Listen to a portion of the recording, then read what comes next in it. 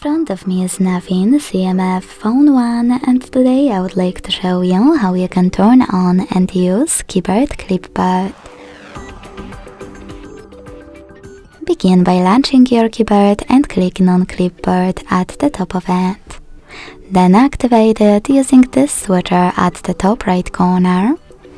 And go back to standard keyboard by tapping on this arrow at the top left one. Now to use Clipboard, copy or cut any text. And to paste it, click on it at the top of your keyboard. You can also paste it by clicking on Clipboard here and tapping on your sentence. To pin it, use this pen at the top right corner, click on it and use pin icon.